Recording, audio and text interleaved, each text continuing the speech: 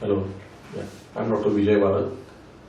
I'm an allergist and immunologist practicing in Pune since last 20 years in Sai Allergy Hospital. So today we will discuss about the increasing problem of acute anaphylaxis or severe allergy reactions. Daily I am getting 8 to 10 patients. Out of that, at least one patient has a very severe skin allergies like urticaria hives or angioedema, swelling somewhere on the eyes or lips or the genitals, or out of 50 patients, one patient with the anaphylaxis like sudden breathlessness, choking or unable to breathe, and they are rushed to the hospital and it has to be managed. Why it is increasing? Because there is a epigenetics. So even the parents, if one of them have some or the other allergy, including rhinitis, asthma, food allergies, GI problems like GERD, stomach aches, or irritable bowel syndromes, or somebody has a sinusitis, migraine, ear problems. So these can be the signs in any of the parents, and the next generation, the severity, the duration, and the persistence is increasing. So these anaphylaxis patients, like example, one 15 years old female had been recently few days back to me, and last 6 months she was having, somewhere she was feeling like biting something, having urticaria, and suddenly breathlessness, and she had anaphylaxis. She used to give her adenoid hydrocortisone UL was given, and she was revived. Again she was having every 15-20 days. When I examined her, she had a cough cold since childhood, after weather change and all, when nebulization or sometimes inhaler or some injection steroids was given, she was relieved immediately. Now she presented first time in her life with anaphylaxis after 51 years of it. Even her mother had asthma.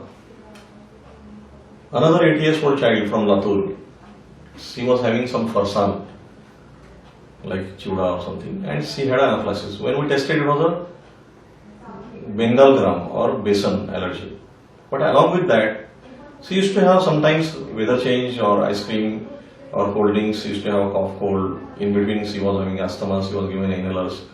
Sometimes she had some watering or itching of the eyes, or some in the childhood she had a GERD and food allergies that way. These are 10 years female child from Aurangabad. She was having some churma at house, and it was consisting of some nuts and all. When we tested, it was a cashew nut, kaju allergy, and she had a significant anaphylaxis. The mother had seen something in the movie, like how anaphylaxis presents, so she was knowing. So she rushed her to the hospital and she was saved. Even the pediatrician said, if you would have been late by 5 minutes, it would have been a disastrous. So this child, when we examined, she had a significant terminate posterior pharyngeal changes, and now she had an anaphylaxis. Even this 17 years female, she was given a vaccine and she had anaphylaxis. But when I took a history, in her childhood she used to have some atopic dermatitis, and she had protuberance of the mandible, her teeth were in the front, and she was given a process. This child was admitted in the ICU with a peanut anaphylaxis, and the peanuts were contaminated with the dust mites because the peanut chutney was given. This young boy had a significant angioedema and was rushed to me from Bharati Engineering College. And when I examined, he had a significant changes in the nose and turbidates. This is a 15 months old child from one of the hospital in Aun was referred to me. After the MMR vaccine, the child had anaphylaxis. But that day, the child had played in a sofa, old sofa, and he was given moong dal, then milk and rice. So he had a sensitivity with multiple diseases. Dust mites was the more significant, and the vaccine MMR has a lactalbumin, which has a cross reactive to the egg protein. So he was sensitive to the egg protein also. This was a 23 years old male who was getting a root canal and he had anaphylaxis with the metronidazole because they were filling the with ciprofloxacin metronidazole that day. So always you have to be prepared for the anaphylaxis because it happens sometimes in one patient in a lifetime, but it gives a lot of stress to us, even it is a life-threatening disease. So we have to identify the early changes in a child with a colicky spasms or GARD or atopic dermatitis or eczema or repeated cold, cough, or children with the protuberance with brushing, open mouth breathing, tonsil adenoids problems, or snoring. Even the adults with deviated nasal septum, sinusitis, migraine, or skin allergies or ocular allergies. Even the children's 95% which have a rhinitis or cold can have a hidden ocular allergy like watering, rubbing of eyes or ear itching. That can be the signs of allergy. And these people are a high risk for severe reactions later on. So with the skin allergies or repeated secondary fungal infections also, or asthma. Now it's a World COPD week. So lot of allergy, asthma, COPD overlap syndrome is there. We have to identify that. So you can see this child, how he grows. Like we have traditionally we use a besan or masoor dal and all for the massage.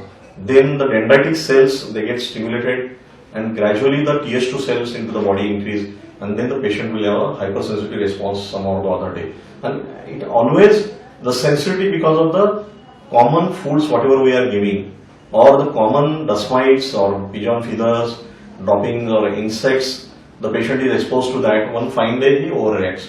So the Ig into the body's specific allergen specific Igs are getting stimulated. They stimulate the mast cells, and then the inflammation into that local part happens, and that part will have a severe reaction. So ANA means without, while I say protection. So if you don't protect the child from that substance or like pharmacological drugs or stinging insects, foods, latex-like material, or some of the even aerosols. So which are the signs?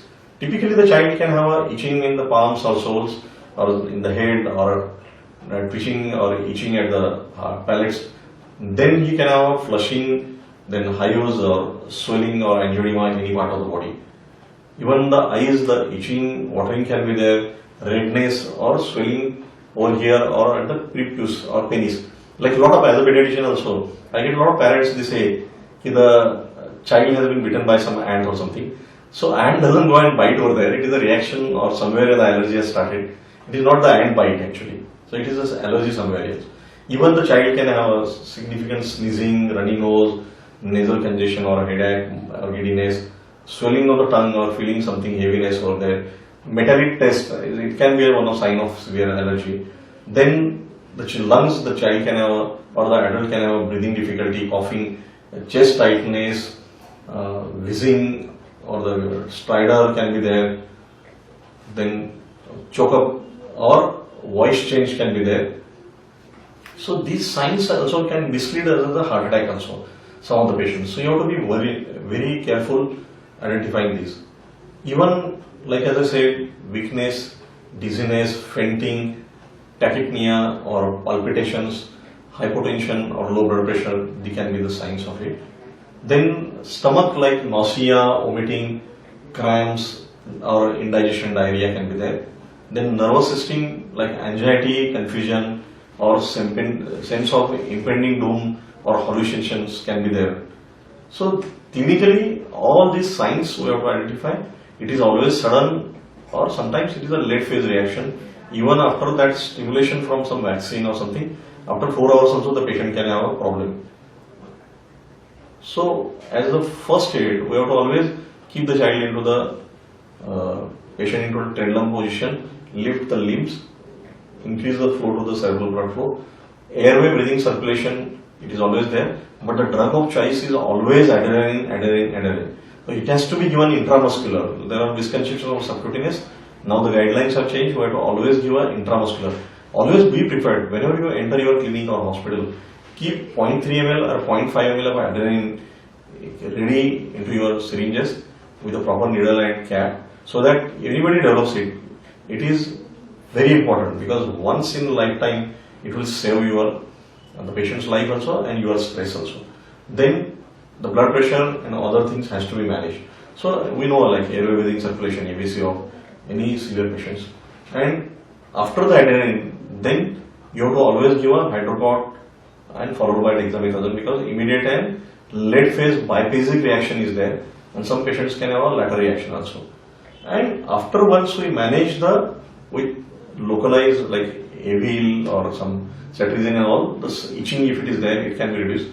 But later on, the patient has to be referred to the proper allergy expert, because further anaphylaxis episodes and the progress of the disease or severe reactions from the body has to be stopped with the proper selected allergen testing after the detailed history, the exposure of the patient or gut inflammation which is caused by the foods, or dust mites exposure or effusion either or dropping water.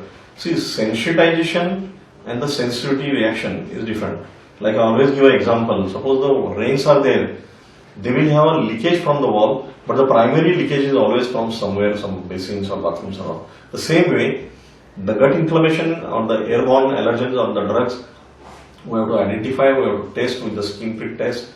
Gold standard is the modified painless, bloodless skin prick test than the advertised blood allergy test. Like there are a lot of advertises in the newspaper, they are misleading. The accuracy is much better with the modified skin prick selected allergens. So once we identify that, we ask you to avoid some of the allergens or give a immunotherapy or desensitization or allergy vaccines. They are painless, bloodless now, very safe, and it has a long-term control for the allergy as well as prevention of the anaphylaxis.